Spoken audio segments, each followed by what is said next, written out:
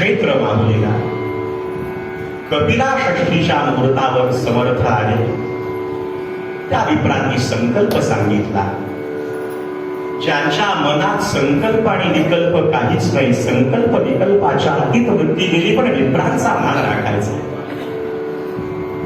संकल्प सांगितला आणि त्या विप्रांनी सांगितलं, महाराज आम्हाला काहीतरी द्या ना.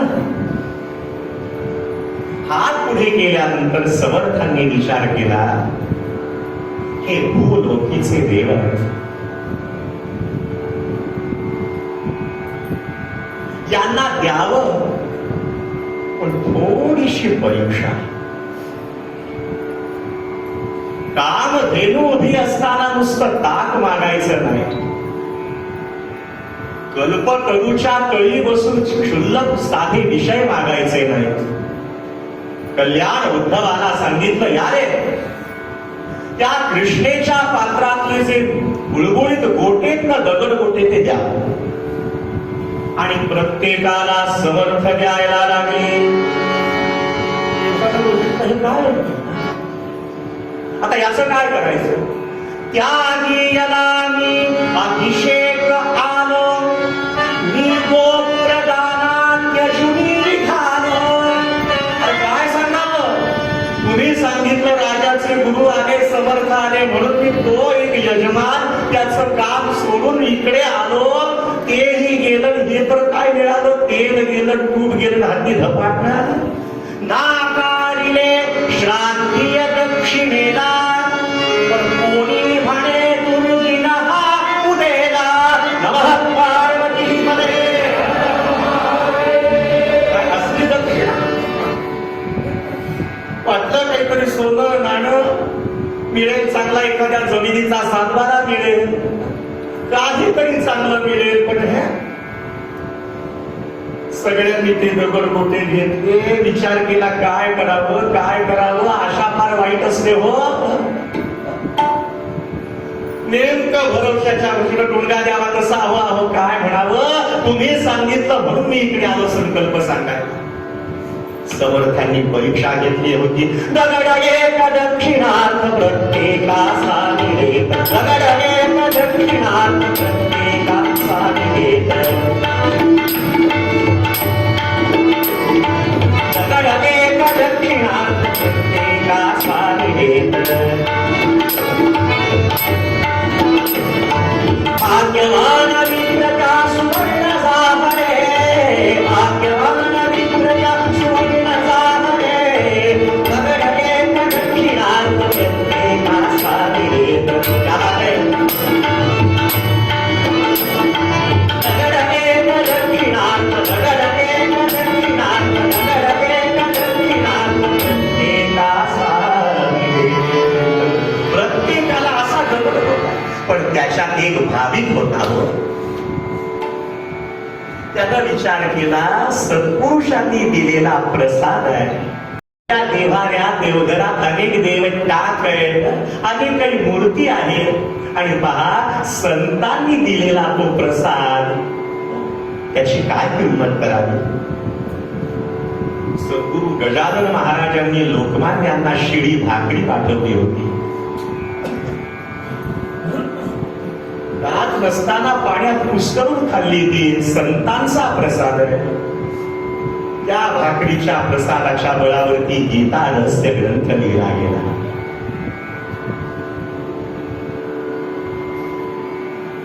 भाविक हो, आणि गडावरती जेव्हा नवरा उत्सव झाल्यानंतर ललिताच्या कीर्तनानंतर जे मानधन असतं की नाही, शिवरायांच्या काळापासून किती असतं त्या काळापासून, पण त्या श्रीफळाची त्याची किंमत लौकिकात काय करता येते.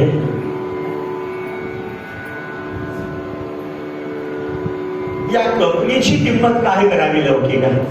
संतांचा प्रसाद आहे, त्यानं विचार केला. भाविक होता, बाकीच्यांनी ते दगड गोटे घेतले फेक होते.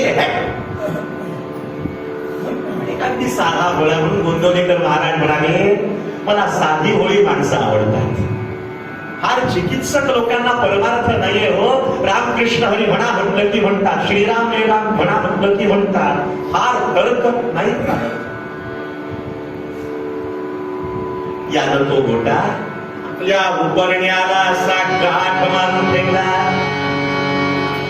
आणि बाकीच्या त्या विप्रांनी विचार केला, आता कुठे काही आपल्याला यात्रेकरू मिळत असतील, त्यांना काही क्षेत्राची माहिती, काही त्यांचं अनुष्ठान असेल, त्यांना काही संकल्प सांगायचा असेल, तिकडे जे समर्थांनी काय केलं, विचार केला, बाबांनो आधी नको ते घालवतो अंतःकरणाला, मग देतो, नाशिवंत देता ब्रह्म येईल.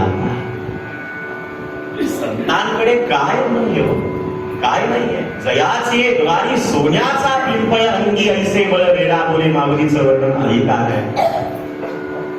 या संतांचे हे देणे कल्प करुणी तुणे परिसा परिस अनाथ देणे चिंतामणी केंद्रणा. काय देते सगळ्यांना, इतरांना संकल्प विप्रांनी सांगितले. 12ची वेळ झाली, प्रभातकाली समर्थाने स्नान झालेले, काही काळ जप जाप्य झाले, शिष्यगण काही पारायण करतायत. आता 12ची वेळ म्हटल्यानंतर काय काटेत पाहत घड्याळातले 2. 12च्या आधी 1 तास 11. ते 11 वाजले की आ करा शिकवावं लागत नाही, पण नुसतं आ करू नका, त्याच्यासाठी अचूक यत्न करा. तो नाही केला तर 1 तासानं आता वाजले की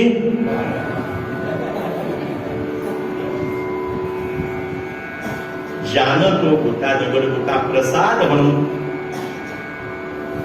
उपरण्यात ठेवला होता, तो सद्ग्रस्त घरी आला. सकाळी घरात बाहेर पडलेला, एवढ्या गर्दीतनं आला, सगळ्यांना संकल्प सांगून, कोणाची काही कामं आलेला. आल्यानंतर जे काही होतं धान्य वस्त्र, काही दक्षिणा मिळाली, सगळी सौभाग्यवतीच्या स्वाधीन केली. फक्त त्या उपरण्यातला गोटा काही सांगितला, तेव्हा उपरलं ठेवलं. तेव्हा पुढे आलाय, वैश्वदेव झाला, नैवेद्य समर्पित झाला आणि आता प्रसाद घेतला. तुम्हाला सांगतो, एकदा ब्राह्मण जेवला की बस आराडून पंढरपूर थकलेला होता. या सौभाग्यवतीनं या विप्राच्या भोजन प्रसाद घेतला आणि त्या काळामध्ये दुपारच्या वेळी धुण्याचं ते गाठोडं घेऊन एखादा घाट असायचा स्पेशल त्याच्यासाठी, कपडे धुण्यासाठी. सगळ्या महिला माहुलीमधल्या निघाल्या. त्या काळामध्ये सगळ्या महिलांना एकत्र यायचं एकच ठिकाण होतं, असा धोबी घाट. कारण त्या काळामध्ये टाउन हॉलची सोय नव्हती, 4G नेटवर्क नव्हतं. अशा वेळी सगळ्यांच्या चर्चा, इथे श्रीमद भगवद्गीता, उपनिषद सगळं चालू होतं. आता या कालावधीमध्ये ज्यांना ज्यांना काही दक्षिणा मिळालेली ती सगळी आम्ही आपल्या गृहमंत्र्याच्या स्वाधीन केलेली. पाहिलं यांना काय मिळालं, आमच्याला काय मिळालं पाहिलं. आता असं आहे, काही मिळाल्यानंतर शेजारीला सांगितलंच पाहिजे की नको सांगा. पण त्यातही तुम्हाला सांगतो, एखादी गोष्ट यांना सांगा, फार प्रचार प्रसार होईल याची खात्री नाहीये, पण फक्त एक गिऱ्हाईक इकडचं गाठावं, ताकीद करून द्यावी. तुम्हाला म्हणून सांगतो, तो बोलतो आपल्या बापानं शिकवलं नाही हो, 10व्या मिनिटाला 5G नेटवर्क मागे पडतो हो. काय फुल रेंज असते तुम्हाला सांगतो.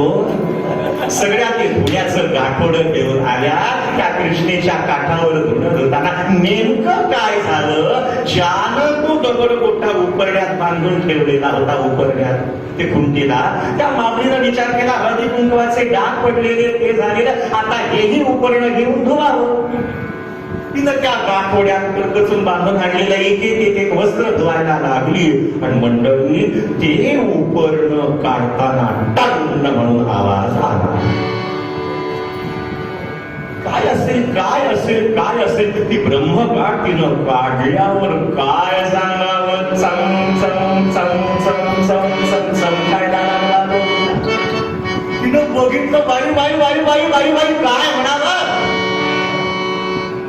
आता ती काही साधी होती का? क्षेत्रावरची माणसं फार हुशार असतात. चला तुम्ही काशी प्रयागला, आपण जर मराठी बोलत असाल तर मराठीच आपल्याशी बोलते. आपण कन्नड तर कन्नड बहुभाषिक, आता सगळ्यांना वाटतं आपलेच आहे. बरोबर, आपल्या हातातलं गिऱ्हाईक दुसरीकडे जाऊ देत नाही. लांब कशाला, हे करणारे एकाची अर्धवट करतात तर मग दुसरं गिऱ्हाईक असतात का, पैसा न देता जाऊ शकणार नाही म्हणून. अहो त्या मागणीनं पाहिलं बाई ग बाई, काय सांगावं, आज दैव फळलं, सोमवार पावला. म्हणजे आमच्या यांना कोणीतरी सोन्याचा गोटा दिलाय, आता ते धुण्याचं गाठोड इथेच. तिला एवढा आनंद झाला, आता याचा चपला हार, बूट हार, बोरमाळ, फाटल्या, तोडे, हातोडे. आमचे शिरवळकर बुवा सांगायचे, सोनं जर स्वस्त झालं असतं तर महिलांनी कीर्तनाला सोन्याची सांड सुद्धा घातली असती गळ्यात. एवढा आनंद झाला, पण संतापली. म्हणजे आमच्या यांचा स्वभाव असा आहे, छोटी छोटी नाणी मला दिली, धान्य माझ्या स्वाधीन केलं, ते वस्त्र स्वाधीन केलं, पण एवढी मोठी दक्षिणा मला सांगितली. पण मी काय पठ्ठी सामान्य.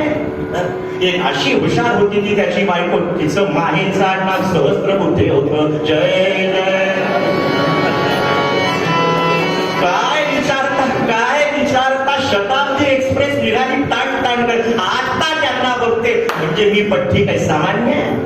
लग्नाच्या वेळीच माझ्या आईनं बजावून सांगितलं होतं, छबे त्यांच्याशी संसार करताना बघ, नाटकच बघ, नवरा माझ्या मुठीत बघ.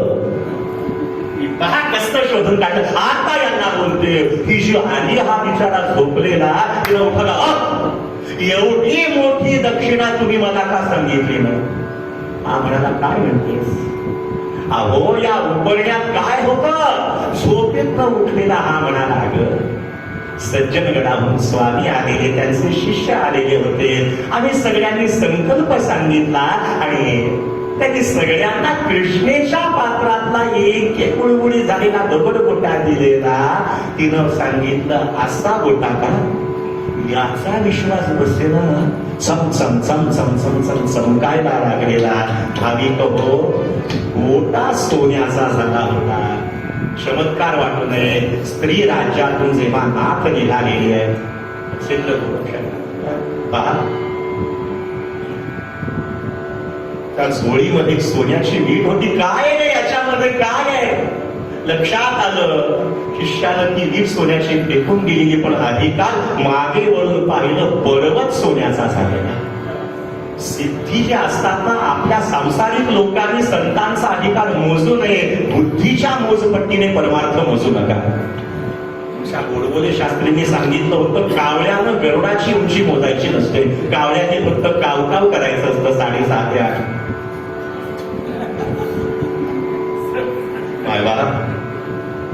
त्याला एवढा आनंद झाला ग.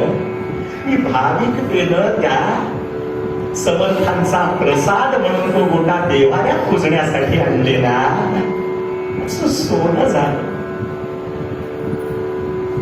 समर्थांनी कृपा केली असेल, रामरायानं कृपा केली असेल. ती म्हणाली, आता काय सांगू, किती सांगू, मी सांगू कोणाला.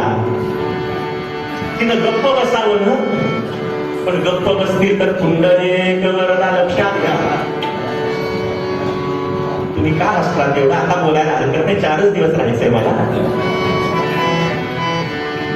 तिनं आपल्या शेजारीला डिवचलं, आमच्या आयांचा गोटा सोन्याचा झालेला, सगळ्यांना समर्थांनी दक्षिणा दिलेली, तुमचं काय. तिनं गप्प बसावं, तिनं शेजारीला पिन मारली. It's all India radio. घरामध्ये दगड गोटा कुठे, दगड गोटा कुठे, गोटा कुठे, गोटा कुठे, धर्मक्षेत्रे कुरुक्षेत्रे झालं सुरू हो.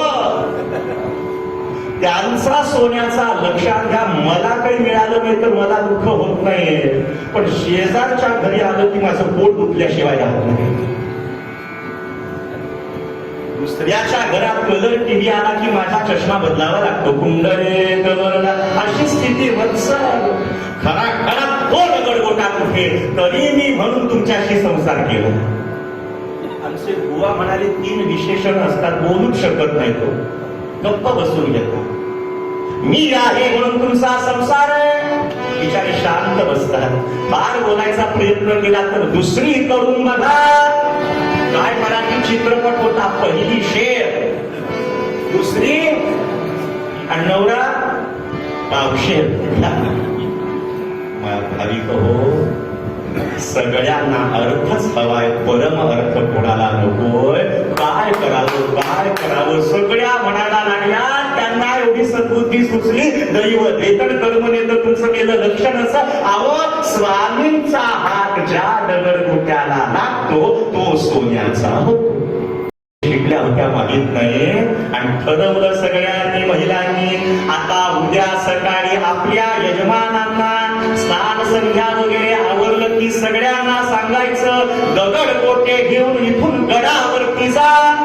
एवढ्या कालावधीमध्ये समर्थ त्या क्षेत्र माधील शिष्यांसह गडावरती निघालेले होते.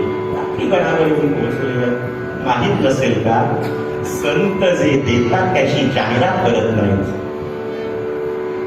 आपण एवढंच काही दिलं तर गावभर चर्चा करतो. नाही, ते आमच्याकडे आले होते, मी त्यांना सकाळी चहा पाजला. कुंडलिक वर्गा काय सांगावं.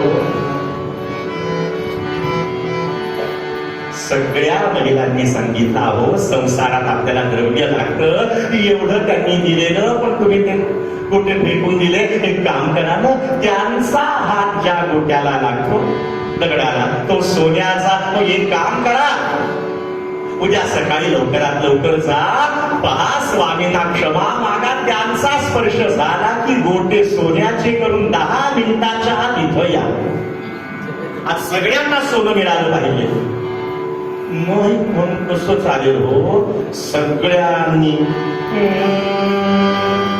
दुसऱ्या दिवशी आपले ते विप्र मागवलीतले देवाची पूजा संध्या करून निघाले. पण जाताना प्रत्येकीनं सांगितलं, तुमचं जर वजन 80 किलो असेल तर कमीत कमी 300 किलोचा गोटा घेतला पाहिजे, पण सोन्याचा होणार आहे. पण त्यात एक अगदी उदबत्ती पहिलवान होता हो. तो म्हणाला, माझं कसं, अहो काय नाही तरी सोनं मिळणार आहे, घ्या गोटा. जेवढे उचलत नाही तेवढे असे घेतले. आणि नाईलाजानं पण जगामध्ये हट्ट असे वाईट आहे. पहिला हट्ट बाल हट्ट, दुसरा राज हट्ट आणि तिसरा कोणता हो त्यांना सांगू द्या ना, तुम्हीच का म्हणता. आम्ही कहो घेऊन या गोटे निघाले, घेऊन या गोटे निघाले, घेऊन या गोटे निघाले.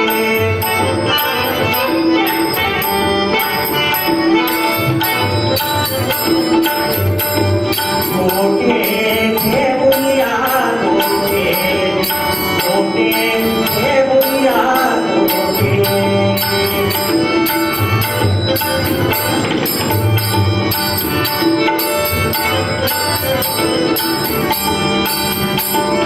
पाहुणी जाते नवलक्ष्मी वाटे, पाहुणी जाते नवलक्ष्मी वाटे, नवलक्ष्मी वाटे.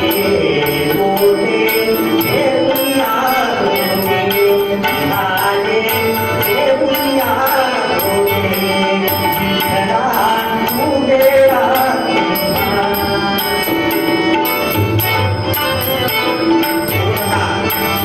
निघाले हो. आता कसे दगड गोटे घेऊन चालायचंय, परळीच्या दिशेनं सज्जनगडावर यायचे कल्पना करा.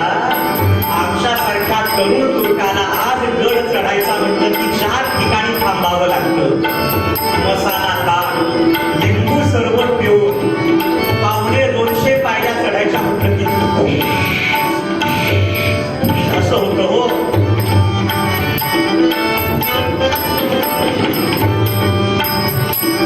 इकडे दुसऱ्या दिवशी रामरायाची पूजा झाली आहे. असा एकही दिवस जाऊ नये की आपल्या पंक्तीला कोणी अतिथी नाहीये, कोणी विफल नाहीये. आपण खाण्यापेक्षा दुसऱ्याला खाऊ घालण्याची मजा येते.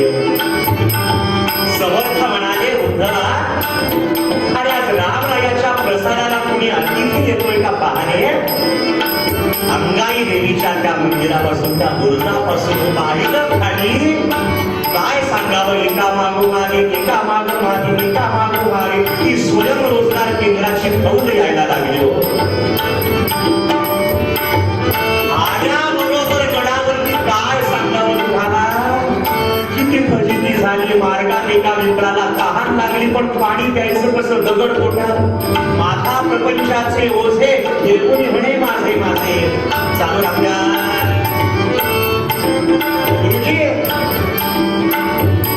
अहो एका मागोमागे मित्र येतात. समर्थ म्हणाले फार आनंद आहे, आज रामरायाच्या प्रसादाला एवढे येतात. आल्याबरोबर क्षमा करावी सुख साधवी काल दक्षिणा घेऊन निघी. क्षमा करावी सुख साधवी काल दक्षिणा घेऊन निघी. स्पर्श करावा या पोटाते महिलांच्या वाटे निघाले. घेऊया डोके डोके घेऊया डोके निघाले.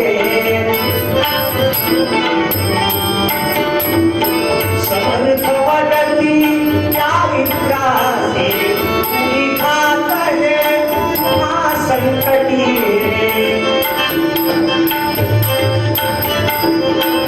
निघातले तुम्हा संकटी. काका काका काका कोटे काका काका काका कोटे उचित नव्हे वाटे. निघाले घेऊया डोके निघाले.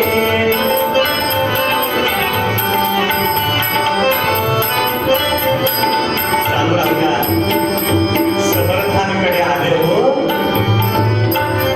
अंगाई देवीच्या मंदिराच्या जवळ आजही त्या काळात घोडे वगैरे असायचे, त्यांच्यासाठी तळं पाण्याचं पिण्यासाठी. तिथे सगळ्यांनी आपापल्या मस्तकावरचे दगड गोटे एकमेका साह्य करू. यानं त्याच्या डोक्यावरचा त्यानं याच्या डोक्यावरचा. पण इतके हुशार होते, एकानं आपलं दुपण त्या डोक्यावर ठेवलं दगडावरती का आता त्यांचा स्पर्श होणार आहे. आणि सोन्याचा दगड गोटा सुकून कमी वजनाचा त्याचा आपल्याकडे यायला नको, आणि आपला जास्त वजनाचा त्याच्याकडे गेला तो. एक पट्टा इतका हुशार होता, त्यानं आपल्या हातातली अंगठी काढली त्या दगडावर ठेवली. हा दगड आपलाच आहे कळाला.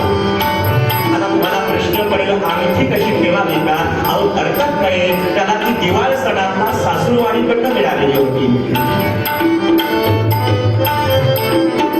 आले हो समर्थांकडे सगळे. क्षमा करा महाराज क्षमा करा, काल आपण दिलेली दक्षिणा आम्ही फेकून दिली. आणि जो एक भाविक आहे ना त्याचा तो दगड सोन्याचा झाला. महाराज आमच्या प्रपंचासाठी द्रव्याची गरज आहे आम्हाला, तो आपला स्पर्श अमृत कर याला लावा आणि मोठा सोन्याचा करून द्या. समर्थ म्हणाले माझा स्पर्श झाल्यावर दगड सोन्याचा झाला असता तर सज्जनगड सोन्याचा नसता. आयुष्याचं सोनं करायचं गमक सांगतो महाराज, ते 60 नंतर बघू. त्याचा विचार खाली आम्हाला सोनं द्यावं महाराज. काय करावं. आलेत कुठे समर्थांच्या जवळ. समर्थ म्हणाले अरे असं कसं शक्य आहे. माझा स्पर्श झाल्यानंतर जर दगड सोन्याचा असेल काहीतरी. अरे माझं नाही सामर्थ्य रामरायाला ती लाज राखावी वाटली असेल. महाराज कसं काय श्री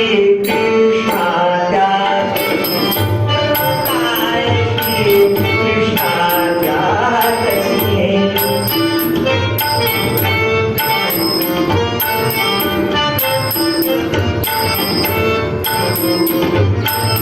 भाग्योदयती धारा भाग्योदयती धारा.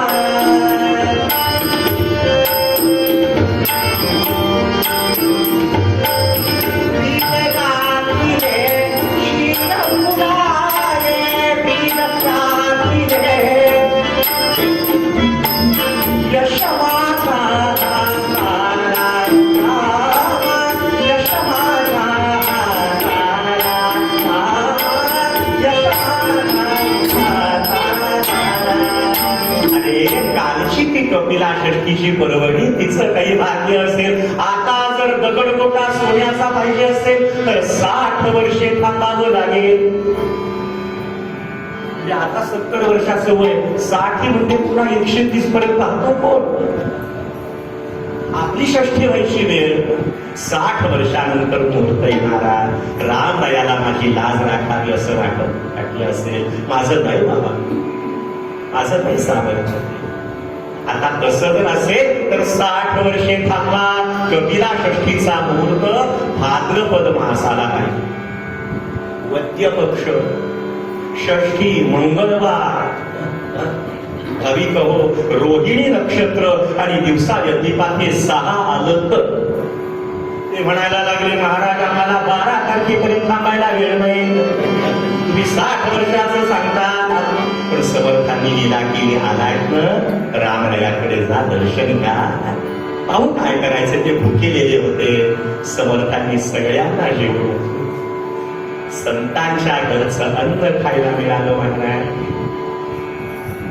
समर्थांनी सांगितलं एक काम करा, आता गोटा ठावा मुलमोडीचा, प्रत्येकाने गोपचनेचा. राम करील हो सर्व कोमटे, घेऊनिया गोटे निघाले, घेऊनिया गोटे. अरे त्या उर्वशीतले आपल्या हाताच्या बचकेत मावतील असे गोटे घेऊन या, त्यांचं सोनं करेन मी. काय म्हणाले समर्थ कळालं नाही. संतांनी समाधी अवस्थेत जे सांगितलं ते आपल्या विषयी लोकांना कळेल कसं. आईच्या उदररूपी मुरमोडीमध्ये 9 महिने वाढलेले हे गोटे, याचं मी सोनं करतो. संतांच्या घरचं अन्न मिळालेलं खायला कोणी धावत पडत निघाले उर्वशीच्या किनाऱ्याकडे. आणि एकाच्या लक्षात आलं, अरे सोनं आज असेल उद्या नाही, ते असलं तरी माझा देह राहणार नाहीये. काय उपयोगाचं आहे त्या अन्नाचा. समर्थांच्या वचनाचा परिणाम असा झाला, महाराज आम्हाला सोनं नको, आम्हाला आयुष्याचं सोनं करायचंय. आता समर्थ म्हणाले हेच मला हवं होतं. ज्याचा गोटा सोन्याचा झाला असेल त्याला त्या श्रद्धेचं फळ असेल. पण मी तुम्हाला आशीर्वाद देतो, इथून पुढे पिढ्यान पिढ्या तुमच्या घराण्यात याची कधी भ्रांत राहणार. श्री गोविंद स्वामी आपले सांगायचे, त्या गावचे होते ते आपले व माहुलीचे. इनाम पाडळी नावाचं गाव. समर्थांनी आशीर्वाद दिलाय, या गावाला कधी आग लागणार नाही, आगीपासून रक्षण होईल. संतांचा आशीर्वाद आहे. काळ्या दगडावर शेलेल्या मंडळी जीवनाचं सोनं करण्याचं साधन समर्थांनी सांगितलं. अनुग्रह दिला आणि आशीर्वाद देऊन जवळच काही सोनं नाणं द्रव्यही दिलं. अहो समाधान मिळालं, शाश्वत कल्याणाचं मिळालं. आता सोन्याचं काय, काही नाही. की सतन धन की कौन बढाई. जीवनामध्ये इहलोक महत्वाचा आहे, पण त्याच्यापेक्षा परलोकाचा विचार आहे. इह परलोकीचं कल्याण साधायचंय. दुनिया दो दिन का मेला. आपण प्रत्येक जण यात्रे करू आहोत. धर्मशाळा आहे संसार म्हणजे. इथे नाटकासारखं राहावं. आपलं जे खरं घर आहे तिथे जाण्यासाठी, त्या मोक्षासाठी आपण या दृश्य जगाच्या कोणत्याही विषयात आसक्त राहू नये. हेच अष्टावक्र सांगतात. मोठी